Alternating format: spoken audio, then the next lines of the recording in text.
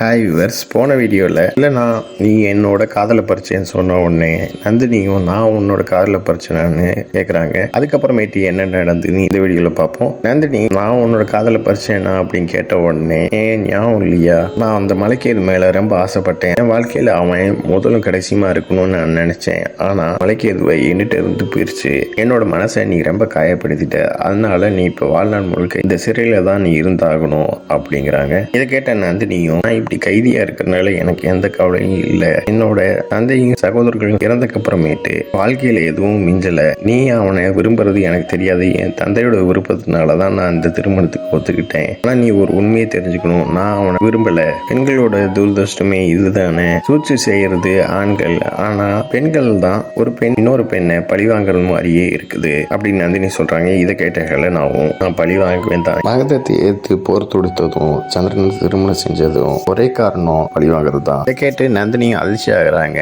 என்னைய விரும்பினவன் என்னைய மட்டும்தான் விரும்பணும், என்னைய தான் திருமணம் செஞ்சுக்கணும், வேற யாருமே விரும்பக்கூடாது, திருமணம் செஞ்சக்கூடாது. அந்த மலைக்கேதுவுக்கான தண்டனை நீ தானே அனுபவிக்கணும் அப்படின்னு ஹெல்னா சொல்றாங்க. இதை கேட்ட நந்தினியும் உன் மேல எனக்கு எந்த கோபமும் இல்லை, உனக்கு இவ்வளவு வேதனையா, என்னைய பழி வாங்குறதுனால உன்னோட வேதனை குறையும்னா பழி வாங்கிக்கோ. ஆனா நீ ஒரு சூழ்ச்சிக்காரனை காதலிச்சிட்ட, அவனாலதான் என்னோட தந்தையும் சகோதரனும் நான் இழந்து நிக்கிறேன். இந்த நிலைக்கு வந்தது காரணமே அவன் தான் அப்படின்னு சொல்லிட்டு ஹெல்னா நீ என்னோட தோழி அப்படின்னு நந்தினி சொல்றாங்க. இதை கேட்ட ஹெல்னாவும் கோவப்பட்டு நந்தினி கையை தட்டி விடுறாங்க. மலைக்கேதுவை நீ விரும்புறேன்னு என்கிட்ட சொல்லியிருந்தேன்னா நான் என்னோட தந்தைட்ட நான் சொல்லி இந்த திருமணத்தை நிப்பாட்டி இருப்பேன். திருமணத்தை நிறுத்தினா மலைக்கேது எப்பயுமே அவன் கூட இருந்திருப்பான். நட்புக்கு மதிப்பு கொடுத்துனாச்சு என்கிட்ட சொல்லியிருக்கலாமே அப்படின்னு நந்தினி சொல்றாங்க. இந்த ஹெலனாவுக்கு அடைய தெரியும், இல்லாட்டி பறிக்க தெரியும், கெஞ்ச தெரியாது அப்படிங்கிற மாதிரி சொல்றாங்க. இந்த அழகு தானே மலைக்கேதுவை உனக்கு அடிமையாக்குச்சு, அதனால எனக்கு வாழ்நாள் முழுக்க நீ அடிமையா இருக்கணும், நீ நிரந்தரமா இங்கேயே இருக்கணும் கைதியா அப்படின்னு சொல்லிட்டு அந்த இடத்த விட்டு ஹெல்னா போறாங்க.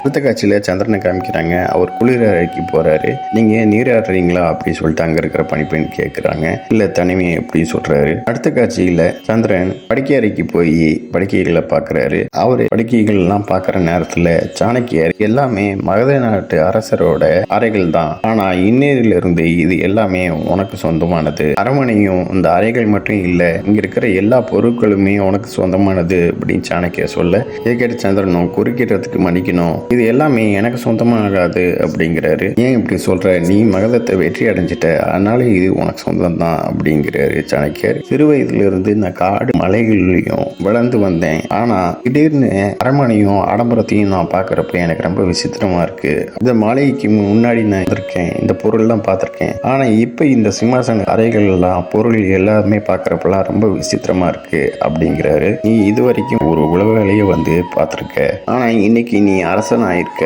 அதனால மனசுக்குள்ள இப்படி ஒரு குழப்பம் வர்றது சகஜம்தான். ராஜ்யத்தை நீ அடையிறதுக்கு கடின உழைப்பாலையும் ரத்தத்தாலையும் வேர்வை சிந்தி நீ அடைஞ்சிருக்க. இந்த நாட்டை அடைஞ்சதெல்லாம் மறுப்பு சொல்ல முடியாதே. கூடிய விரைவில் நீ மகுடம் சூட்ட போற, நீ அரசன் ஆயிட்டேன்னா அரச போலதான் வாழணும் அப்படின்னு சாணக்கியர் சொல்றாரு. இதோட இந்த எபிசோட் முடியுது. நெக்ஸ்ட் எபிசோட்ல பார்க்கலாம். இந்த சேனல் சப்ஸ்கிரைப் பண்ணுங்க, பெல் பட்டனை பிரஸ் பண்ணுங்க, லைக் பண்ணுங்க, ஷேர் பண்ணுங்க. தேங்க்யூ.